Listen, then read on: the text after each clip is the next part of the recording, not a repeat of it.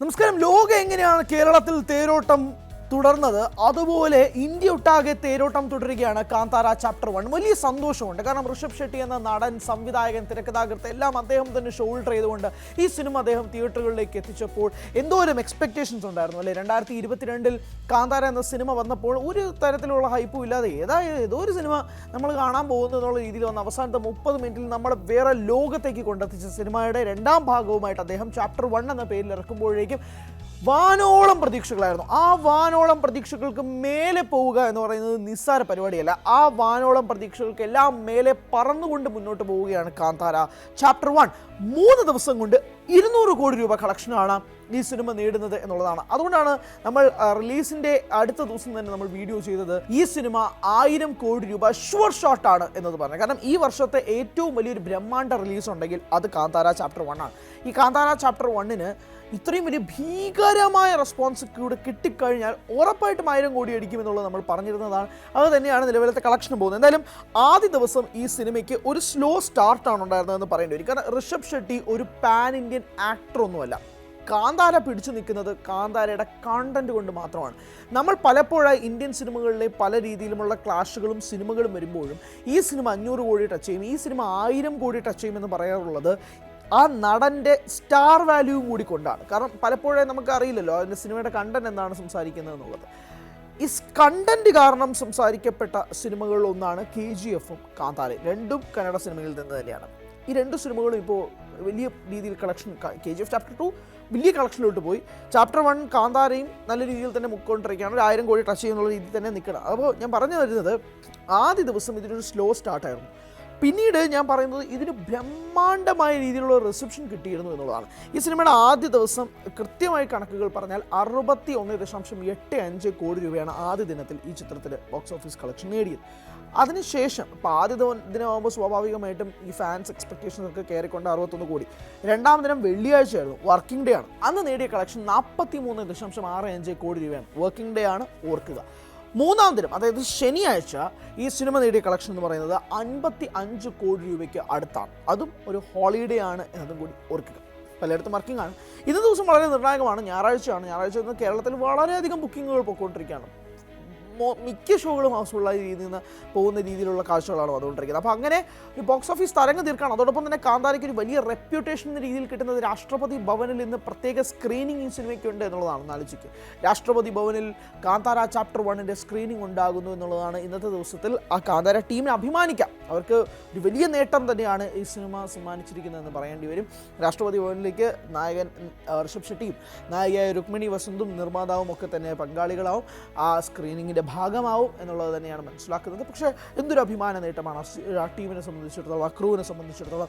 ഈ കാന്താരയുടെ ഏറ്റവും വലിയ ക്രക്സ് എന്ന് പറയുന്നത് കർണാടകത്തിലെ വില്ലേജിൽ നടക്കുന്നൊരു കഥയാണ്. അത് അവരുടെ വളരെ നേറ്റീവായിട്ടുള്ള, അവരുടെ ഫോക്ലോറിൽ സംസാരിക്കുന്ന കഥ, അങ്ങനത്തെ രീതിയിലുള്ള കഥ എല്ലാവർക്കും കണക്ട് ചെയ്യാൻ സാധിച്ചു എന്നുള്ളതാണ്. ഇന്ത്യ ഒട്ടാകെ തന്നെ ആ സിനിമ വരവേറ്റു, സ്വീകരിച്ചു എന്നുള്ളതാണ്. എന്നാൽ ഇപ്പോൾ ചാപ്റ്റർ 1-ലേക്ക് വരുമ്പോഴേക്കും ഒരു വലിയ ക്യാൻവാസ്, പ്രത്യേകിച്ച് അതിൻ്റെ പ്രീവിയസ് കാന്താര ചാപ്റ്റർ 2-ന് മുന്നത്തെ കഥയാണല്ലോ 1, അതിൻ്റെ പ്രീവിയസ് എന്താണ് സംഭവിച്ചതെന്ന് പോകുന്നൊരു കഥയിലേക്കാണ് ഇത് പോകുന്നത്. ഏറ്റവും അതിനേക്കാൾ വലിയ സന്തോഷം തോന്നിയ കാര്യം ജയറാമേട്ടനെ പോർട്രേ ചെയ്തേക്കുന്ന രീതിയിലാണ്. എന്തൊരു ഗംഭീര ക്യാരക്ടറാണ് ജയറാമിന് ഈ സിനിമയിൽ കൊടുത്തിരിക്കുന്നത് അല്ലേ. എന്ത് കിടിലൻ ക്യാരക്ടറാണ് ഈ പടത്തിൽ ജയറാമിന് കൊടുത്തിരിക്കുന്നത്. ഇപ്പോൾ കഴിഞ്ഞ 2-3 സിനിമകൾ ജയറാമിൻ്റെ ഇപ്പോൾ എടുത്ത് പറയാം.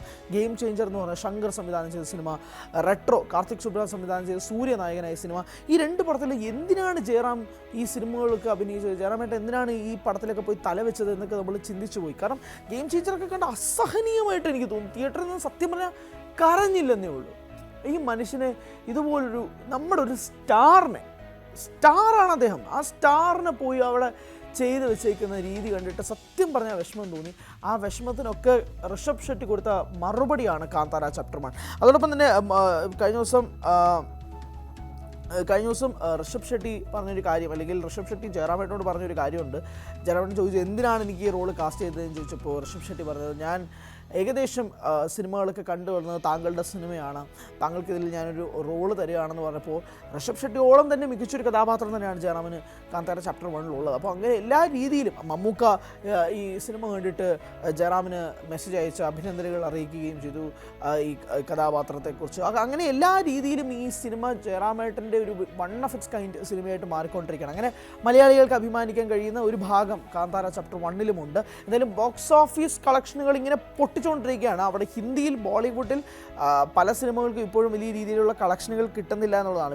ഇപ്പോൾ ജോളി LB 3 ഒക്കെ ഇങ്ങനെ പൊക്കോണ്ടിരിക്കുന്നതേ ഉള്ളൂ. എന്നാൽ പോലും ഒരു വലിയ ഭൂമൊന്നും ക്രിയേറ്റ് ചെയ്യാൻ സാധിക്കുന്നില്ല. അപ്പോഴാണ് കാന്താര ഇന്ത്യ ഒട്ടാകെ വീണ്ടും ചർച്ചയാകുന്നത്.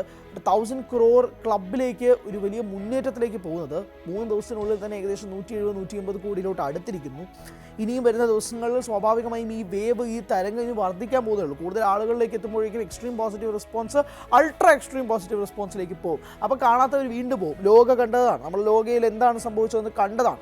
അപ്പോൾ അതുപോലെ തന്നെയാണ് പോകുന്നത്. ലോകയ്ക്ക് കേരളത്തിലൊട്ടാകെ തന്നെയാണ് അത് ആ സിനിമ സംസാരിച്ചതെങ്കിൽ കാന്താരയ്ക്ക് പക്ഷേ ഇന്ത്യ ഒട്ടാകെയുള്ള ഓഡിയൻസിനെ പുൾ ഓഫ് ചെയ്യാൻ സാധിക്കുകയും ചെയ്യുന്നുണ്ട് എന്നുള്ളത് വേണം സംസാരിക്കാൻ അല്ലെങ്കിൽ പറയാൻ. അപ്പം എല്ലാ രീതിയിലും നമ്മൾ അങ്ങനെ ഒരു രീതിയിൽ കാണുന്നുണ്ട്. അതോടൊപ്പം തന്നെ കാന്താര സ്ക്രീൻ ചെയ്ത പല തിയേറ്ററുകളിലെയും ഓഡിയൻസിൻ്റെ റിയാക്ഷൻ നമ്മൾ കണ്ടതാണല്ലോ. അപ്പോൾ പലരിലേക്കും ഗുളികൻ കയറി, പലയിടത്തും ഷോ ഒക്കെ തടസ്സപ്പെട്ടു കേട്ടോ. മൈസൂരിലൊക്കെ ഇത് കണ്ടുകൊണ്ടിരുന്ന ഒരു സ്ത്രീയുടെ ദേഹത്തേക്ക് ഗുളികൻ കയറിയതായിട്ടാണ് ആ സ്ത്രീ അവകാശപ്പെടുന്നത്. അവർ ആ തിയേറ്ററിൽ എന്തൊക്കെയോ കിടന്ന് നിലവിളിക്കുന്നുണ്ട്. ഋഷഭ് ഷെട്ടി സിനിമയിൽ കാണിക്കുന്ന പോലെ നിലവിളിക്കുന്നുണ്ട്, കാര്യങ്ങളൊക്കെ ചെയ്യുന്നുണ്ട്. അങ്ങനെ ഷോ ഒക്കെ അവസാനിപ്പിക്കുന്നുണ്ട്. ചുറ്റും കൂടിയിരിക്കുന്ന ഓഡിയൻസിൽ പലരും ചിരിക്കുന്നൊക്കെ ഉണ്ട്. എന്തായാലും ഞാൻ പറയുന്നത് ട്രെൻഡിങ് ആവുന്നുണ്ട്, ട്രെൻഡ് സെറ്റർ ആവുന്നുണ്ട് കാന്താര എന്നുള്ളതാണ് പറയാൻ ശ്രമിക്കുന്നത്. അങ്ങനെ എല്ലാ മൊത്തത്തിൽ ഒരു ട്രെൻഡ് സെറ്റർ രീതിയിലേക്ക് മാറുന്നുണ്ട് എന്നുള്ളതാണ് ഈ സിനിമയുടെ ഏറ്റവും പ്രധാനപ്പെട്ട ഒരു പോസിറ്റീവ് ഫാക്ടറായിട്ട് പറയാനുള്ളത്. അതുകൊണ്ട് തന്നെ 1000 കോടി ക്ലബ്ബൊന്നും ചെറുതൊന്നുമല്ല. നമ്മൾ ലോക്കേഷിൻ്റെ കൂലിയൊക്കെ നമ്മൾ 1000 കോടി ക്ലബ്ബിലേക്ക് കയറുമെന്നൊക്കെ റിലീസിന് മുന്നേ പറഞ്ഞിരുന്നു. പക്ഷേ റിലീസിന് ശേഷം ഉറപ്പായിരുന്നു. പ്രത്യേകിച്ച് A സർട്ടിഫിക്കറ്റ് സിനിമയും പിന്നീട് അതിന് കിട്ടിയ ഒരു ഡിസാസ്റ്റർ റെസ്പോൺസ് ഒക്കെ തന്നെ ആ സിനിമയെ നല്ല രീതിയിൽ പ്രതികൂലമായി ബാധിച്ചു എന്ന കാര്യത്തിൽ തർക്കമൊന്നുമില്ല.